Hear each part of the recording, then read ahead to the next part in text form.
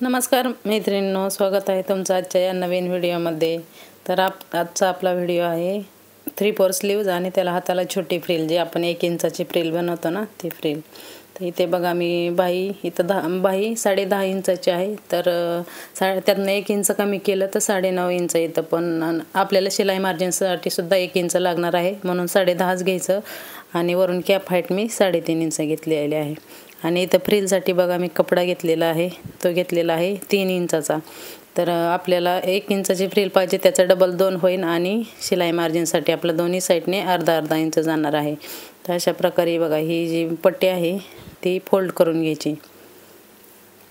अशी फोल्ड करून आपण याच्यावर एक शिलाई मारून घेणार आहोत।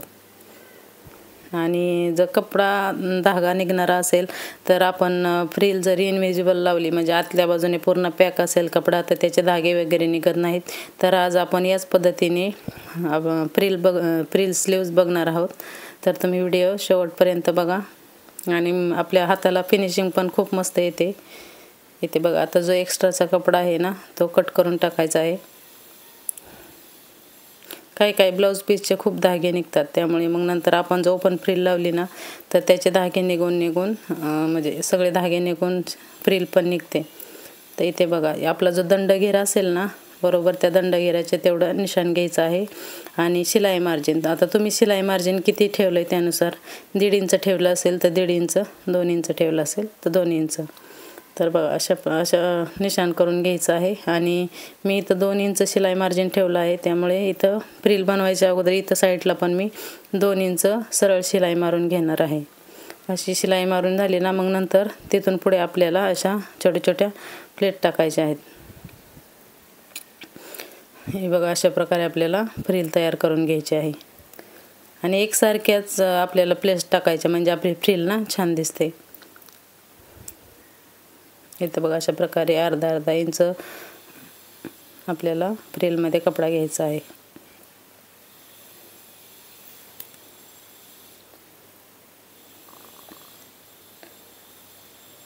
इथे व्हिडिओमध्ये बघू शकता तुम्ही, त्याचप्रमाणे तुम्हाला पण फ्रिलचे जे प्लेट्स आहेत ते द्यायचे आहेत। आणि इथे बघा शेवटला जसं आपण पहिल्यांदा 2 इंच सोडलं आहे ना, त्याचप्रमाणे इकडच्या साईडला पण आपल्याला 2 इंच शिलाई मार्जिनसाठी सोडायचं आहे। आणि आता बघा आपली फ्रिल तयार झालेली आहे। आता इथं जोडण्याच्या अगोदर आपल्याला चेक करायचं, जे आपला हात कटिंग केलेला आहे ती आणि आपण जे फ्रिल बनवलेली आहे ती दोन्ही सेम आहेत का। जर कमी जास्त असतील तर तुम्ही प्लेट्स अजून टाकू शकता, किंवा जर कमी पडत असेल तर एखादी खोलू शकता। असं चेक करायचं व्यवस्थित आहे का। तर इथं आपलं बरोबरच आलेलं आहे। मग अशा प्रकारे फक्त अस्तरवर जोडायचं आहे अगोदर, आणि जी आपण पहिली शिलाई मारली ना त्याच शिलाईवर आपल्याला ही परत डबल शिलाई मारायची आहे खाली अस्तरवर ठेवून। हे बघा अशा प्रकारे आपल्याला शिलाई मारून घ्यायची आहे। आता शिलाई मारून झालेली आहे। आता आपण ह्याला मेन आपला जो हाताचा कपडा आहे ना त्याच्यावर जोडून शिलाई मारून घेणार आहोत। आता इथे बघायचं उलटी आणि सुलटी साईड कुठली आहे, तर आपल्याला सरळ बाजूला ठेवायची आहे फ्रिल, आणि फ्रिल आतल्या बाजूला गेली पाहिजे। तुम्ही व्हिडिओमध्ये बघू शकता त्याप्रमाणेच तुम्हाला पण ठेवायचं आहे। इथे बघा अशा प्रकारे। आणि आता आपण जी शिलाई मारलेली आहे ना अस्तरवर फ्रिल ठेवून, त्याच शिलाईवर आपल्याला परत डबल शिलाई मारायची आहे।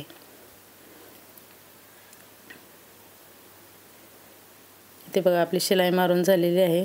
आता इथं हवी असल्यास तुम्ही दाब शिलाई देऊ शकता, आणि जर नसेल द्यायची तर डायरेक्ट अशी ओपन सुद्धा करू शकता। आता इथं आपल्याला एक कॉर्नरला साईडला शिलाई मारायची आहे फ्रिलच्या, आणि फ्रिलच्या बाजूला पण फ्रिलवर नाही मारायची शिलाई, आपल्याला जो आपला बाहीचा कपडा आहे ना त्याच्यावर मारायची शिलाई। हे बघा अशा प्रकारे शिलाई मारून झालेली आहे। आता आपला जो बघा किती परफेक्ट आणि फिनिशिंगमध्ये एकदम व्यवस्थित आलेला आहे। आता आपण पूर्ण जो आपली बाही आहे त्याला साईडने शिलाई मारून घेणार आहोत, आणि जो एक्स्ट्राचा कपडा आहे तो पण आपण कट करून घेणार आहोत। ते इथे बघा आपली शिलाई मारून झालेली आहे। जो एक्स्ट्राचा कपडा आहे ते कट करून घेते मी।